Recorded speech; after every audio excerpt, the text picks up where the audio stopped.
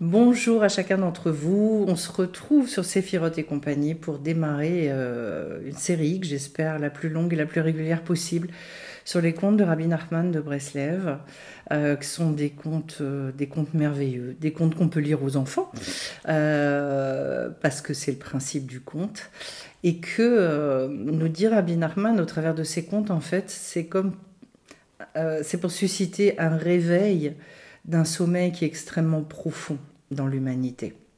Et donc il dit à un moment donné, quand les personnes sont dans ce sommeil si profond, il n'y a plus qu'une seule chose pour les réveiller, ce sont ces contes-là, qui sont donc à lire, qui sont extrêmement faciles, et je vous invite d'ailleurs à les lire, parce que voilà.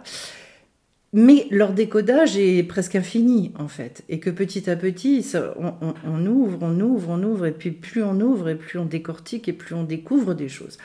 Et on découvre des choses qui vont nous expliquer un petit peu la marche du monde, mais également certaines difficultés fondamentales face auxquelles nous, on se retrouve comme enfermés, emprisonnés, et on ne comprend pas. Donc je vais commencer par le 11e conte,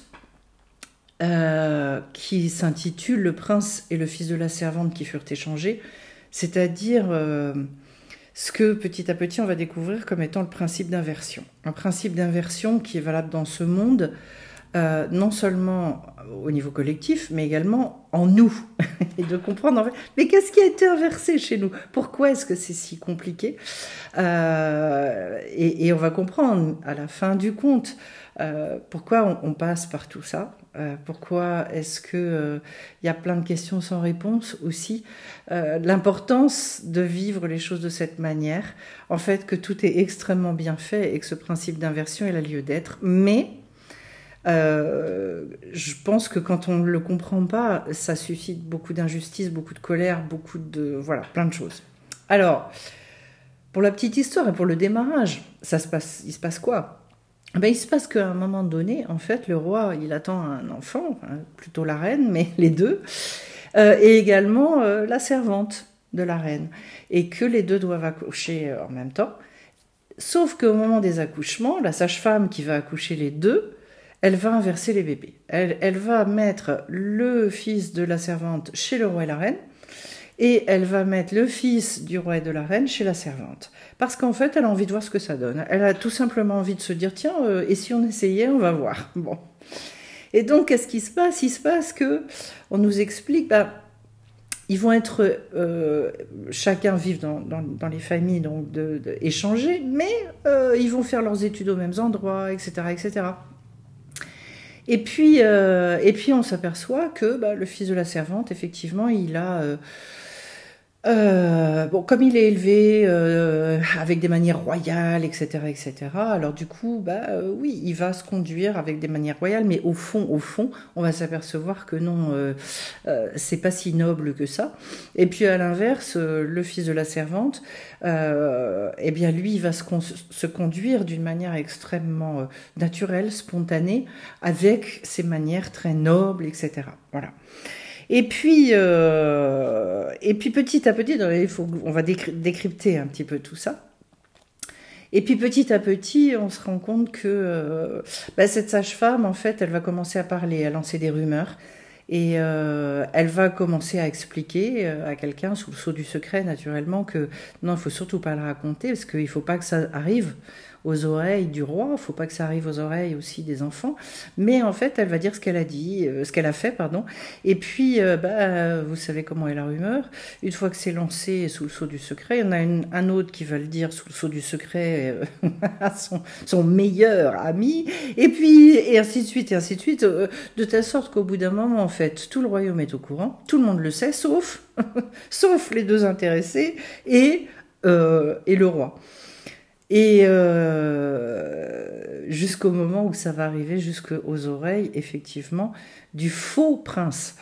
Et on va voir qu'à ce moment-là, va se déclencher chez lui quelque chose qui ne va pas être simple. Alors, on va tout de suite décrypter un petit peu. Au niveau collectif, ça nous enseigne déjà une chose dont tous les sages parlent au niveau des réincarnations, en fait, sur les temps qu'on vit à l'heure actuelle. C'est-à-dire de ce mélange et ce principe d'inversion. À savoir que, en fait, les grandes âmes vont se retrouver dans des situations, on va dire socialement, entre guillemets, relativement bas. Ils vont être, ces âmes-là, elles vont se retrouver pas à leur place. Et donc, elles vont devoir servir. Alors qu'en fait, les fils de servants, ils vont se retrouver à des postes de dirigeants. Alors, ça va vous parler à tous, bien évidemment, quand on voit aujourd'hui les dirigeants de la planète, où on se dit, mais quand on voit les comportements, on peut se dire que chez un certain nombre d'entre eux, il n'y a pas une grande noblesse, c'est le moins qu'on puisse dire, et que donc il y a effectivement ce principe d'inversion, et que donc finalement, ce sont les âmes les moins importantes qui se retrouvent à diriger le monde avec des manières que l'on connaît, que l'on sait, et que ça crée beaucoup d'interrogations, ça crée beaucoup aussi de sentiments d'injustice, de se dire le monde marche à l'envers. Oui, le monde marche à l'envers, et c'est exactement ce que nous raconte Rabbi Nachman. Mais moi, c'est pas tellement de ce point de vue-là que je voudrais aller regarder les choses. C'est cette fois-ci à l'intérieur de chaque être humain. Alors, ça veut dire quoi qu'à l'intérieur de chaque être humain, il y a un fils de servante et il y a un prince ou une princesse, ou voilà. Eh bien, tout simplement qu'en fait, dans la tradition hébraïque, on va parler de niveau d'âme. 5 niveaux d'âme, mais moi je vais en parler de 2 aujourd'hui. Il y a ce qu'on appelle le nefesh, qu'on traduit par âme animale, mais il n'y a rien de péjoratif là-dedans. Notre nefesh, c'est tout ce qui nous a été donné, notre tempérament, nos qualités, nos défauts, les midotes,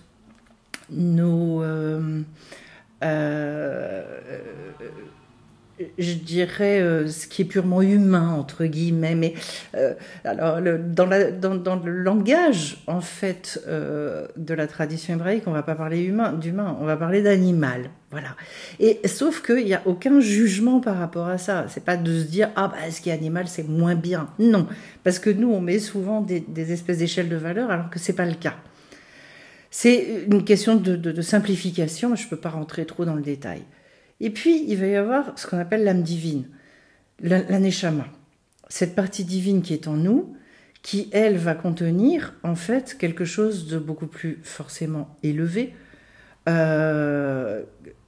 Les deux, par exemple, vont avoir envie de se nourrir. L'âme divine, elle va avoir envie de lumière, elle va avoir envie de choses qui construisent, elle va avoir envie de choses... Tout va être extraordinairement dans le positif. L'âme animale, c'est quoi le problème du nefesh? C'est que le nefesh, il est partagé.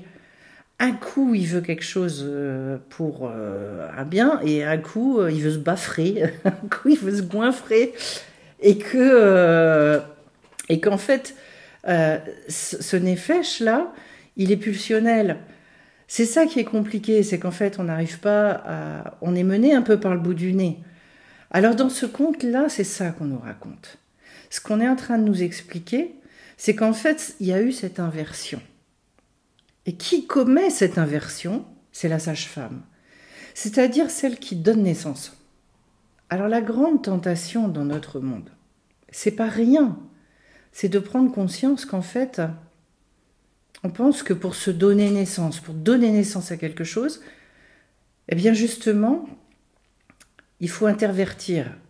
C'est-à-dire aller rechercher ce côté animal chez nous.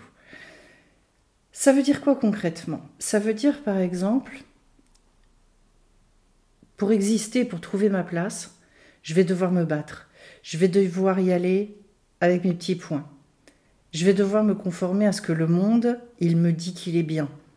Si je veux trouver ma place et si je veux gagner de l'argent, il va falloir que je suive, je dirais, tous les conseils, les protocoles, ce qu'on m'enseigne sur les chemins de la réussite, par exemple.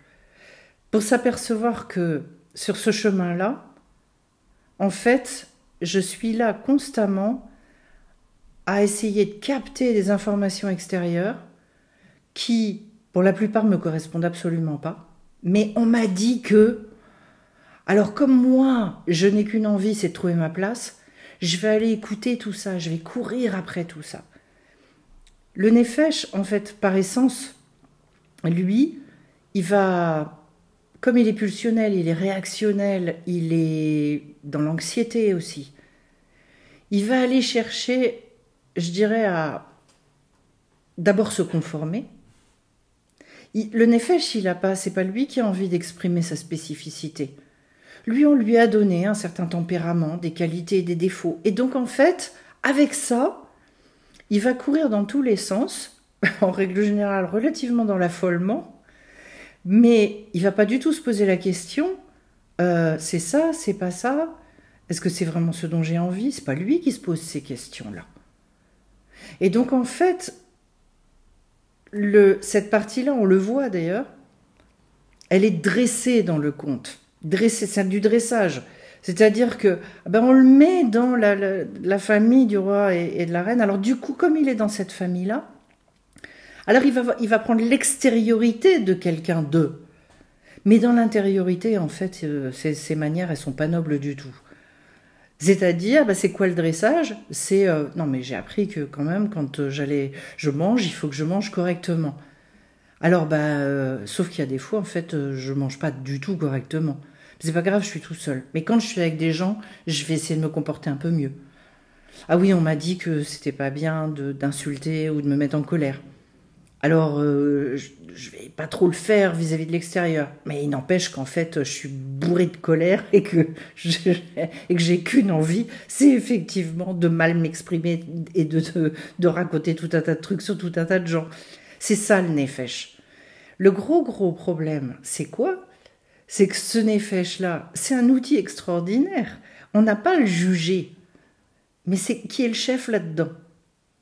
Si on s'identifie et si on pense que nous, c'est le Nefesh, qui n'est qu'un outil, là, on rentre dans des difficultés qui vont être des difficultés absolument énormes. Et c'est tout l'objet du conte. On va voir tout ce par quoi ça va passer. C'est absolument passionnant. C'est finalement, si moi je m'identifie à ça, que je fais de mon Nefesh un roi ou un prince au début, eh bien ça va m'amener à m'éloigner complètement de moi-même, ce dont on va se rendre compte dans le conte, parce qu'en fait, au bout d'un moment, au début ils étudient ensemble, etc., mais au bout d'un moment, en fait, ils se séparent complètement. Pourquoi? Parce que le Nefesh, d'ailleurs, il veut même plus du prince. Il fait tout pour qu'il s'éloigne. Et donc, l'idée qui est énorme, c'est de prendre conscience que cette distorsion, cette inversion qui s'opère, va être la source je dirais, de tous nos ennuis. Et pour le Nefesh, et pour la Neshama, parce que les deux vont souffrir, les deux vont être mal à un moment donné. D'où le fait qu'il va se passer tout ce qui va se passer derrière. Et vous comprenez pourquoi des fois dans nos vies, plus on va se tordre comme ça, plus on va essayer de se mouler, plus on va essayer de répondre à des injonctions. Et plus à l'intérieur, on sait qu'on se ment à nous-mêmes. On sait qu'il y a quelque chose qui est tordu, on sait qu'il y a quelque chose qui n'est pas à sa place. Et ça va générer de la colère. C'est pour ça que, on va le voir dans le conte, plus ça va avancer, plus le faux prince, qui est en fait le fils de la servante, il va commencer à avoir peur, il va commencer à se mettre en colère, etc., etc. L'idée de ça, c'est aussi de se rendre compte que les éducateurs, en fait, la sage-femme, l'idée de la sage-femme, et donc, en tant que parents, on l'a tous fait, ça. On a tous, et on a eu des parents comme ça aussi, qui nous ont dit, pour trouver votre place, mettez ça en avant. Allez-y avec ça. Et pourquoi il y a ce principe d'inversion? Tout simplement parce que de toute façon, on ne nous enseigne absolument pas à aller chercher notre vérité. On ne nous enseigne pas à aller chercher, justement, quelle est notre identité première. Donc on se dit, dans ce monde, pour s'en sortir, tel métier c'est bien. tel métier, on gagne bien sa vie, tel métier, j'ai entendu des parents dire, non mais de toute façon, avec tel métier, il y en aura toujours besoin. Donc même dans les temps de crise, vous savez, on vit des temps qui sont difficiles, alors dans telle branche, de toute façon, d'activité, il n'y aura pas de souci, parce que là, il y aura toujours besoin de gens comme ça. Il y aura toujours besoin de telle et telle chose. Pour s'apercevoir qu'au bout du compte, les choses, elles avancent tellement, tellement vite, qu'aujourd'hui, tout est remis en question en permanence. Donc en fait, même ça rassure plus. Pourquoi? Parce que de toute façon, tant qu'on raisonne comme ça, c'est pas juste. Pourquoi c'est pas juste? Parce que la seule chose on va s'en rendre compte dans le compte, la seule chose qui peut nous donner notre vraie place, c'est justement de se connecter à cette Neshama. Parce qu'il n'y a qu'elle qui peut nous montrer où est notre vraie place. Et pourquoi est-ce que tout est inversé? Parce que notre monde, il fonctionne sur ce principe d'inversion. Alors, c'est pas que les institutions, les parents, nous-mêmes. C'est qu'en fait, la vie, elle nous met dans ce mode de fonctionnement. D'où aussi derrière tout le principe de ce qu'on appelle la teshuva, pour revenir vers soi. Mais qu'en fait, cette teshuva, elle va passer par un éloignement. Et c'est tout cet éloignement, on va voir toutes les conséquences de l'éloignement. Par rapport à ce phénomène, ce qu'il y a d'intéressant, c'est de constater, je vais revenir sur cette colère. Pourquoi? À un moment donné, en fait, cette rumeur qui s'est étendue dans le royaume va amener une personne à quand même aller voir le faux fils du roi, le prince, et pour lui dire, tu sais, il faut quand même que je te prévienne. Il faut que je te prévienne parce que tout le monde est au courant, il n'y a que toi qui ne le sais pas, avec ton père naturellement, mais il faut que je te dise qu'en fait, il y a une rumeur persistante sur le fait qu'il y a eu cette inversion, que vous avez été échangé en fait avec le vrai fils du roi et toi.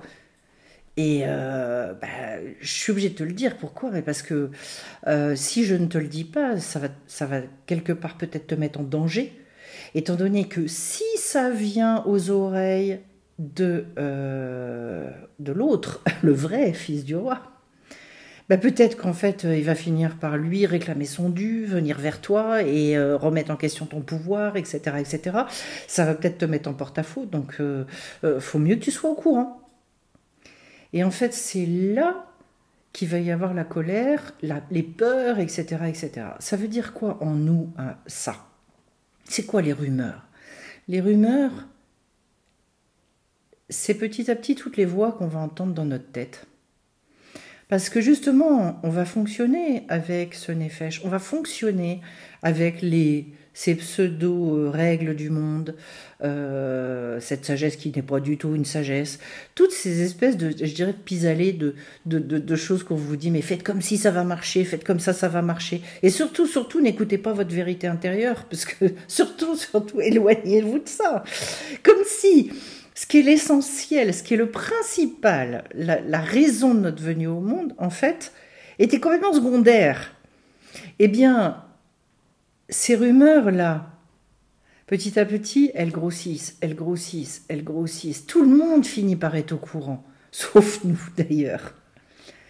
Parce qu'en fait, in fine, on ne peut pas mentir aux autres. Quand on ment aux autres, les autres le sentent.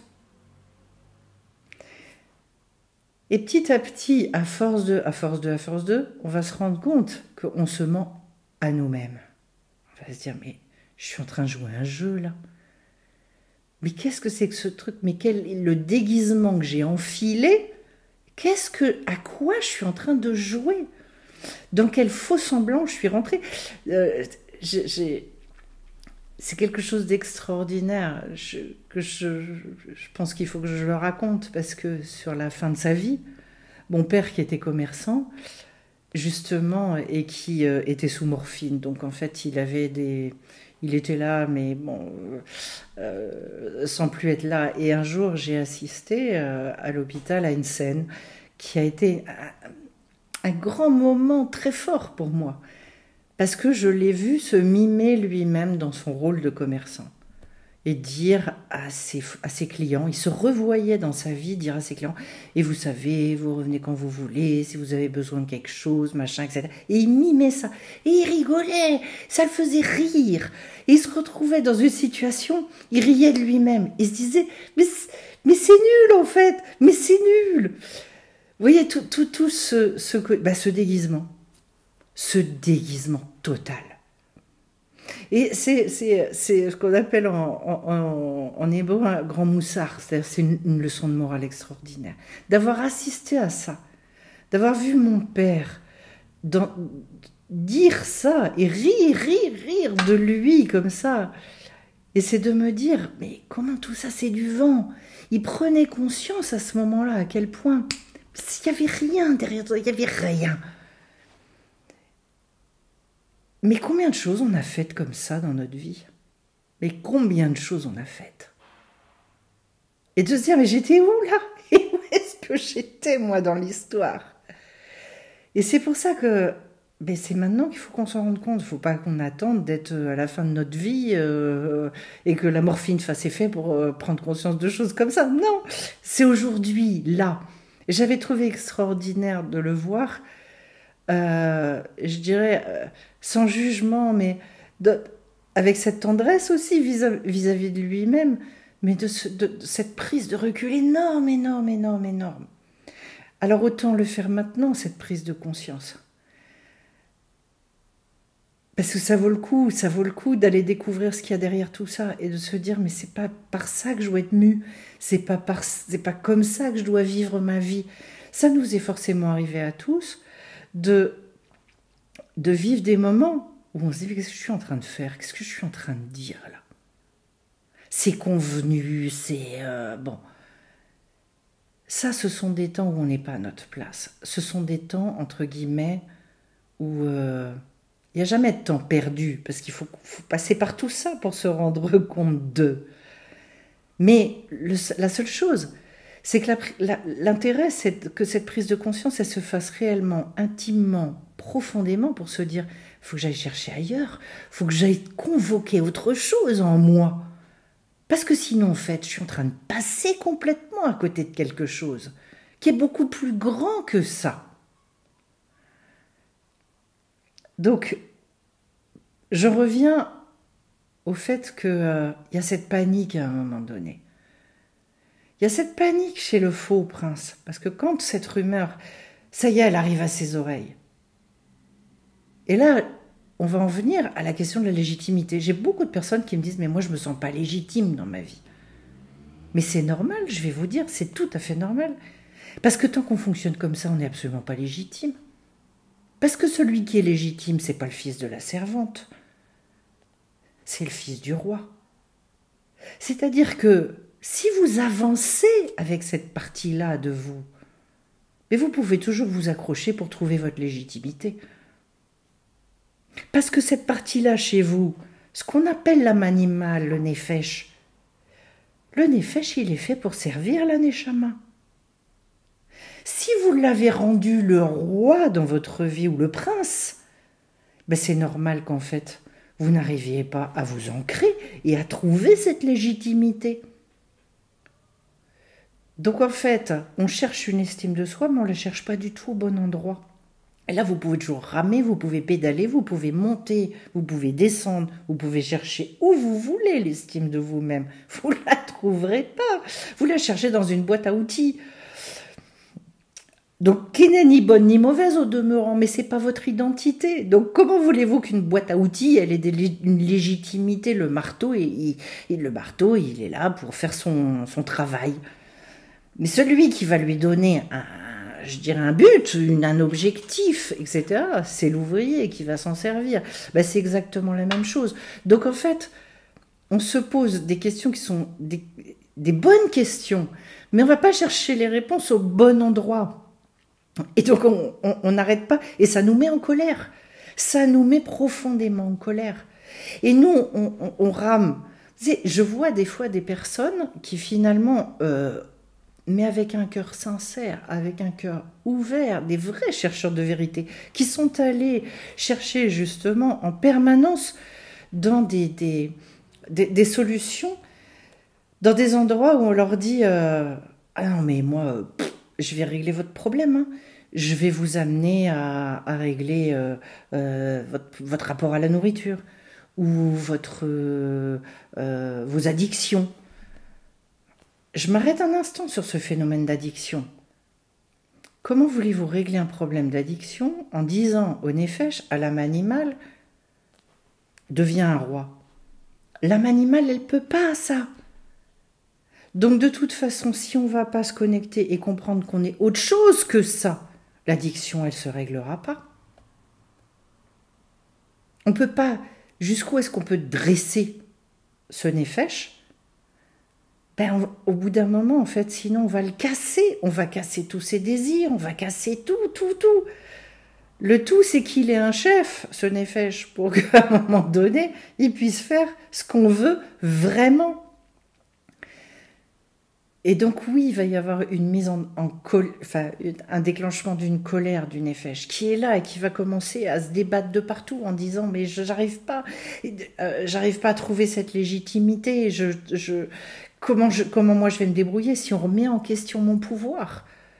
Parce qu'en fait, il sait très bien qu'il n'en a aucun de pouvoir, le Nefesh. Il le sait pertinemment.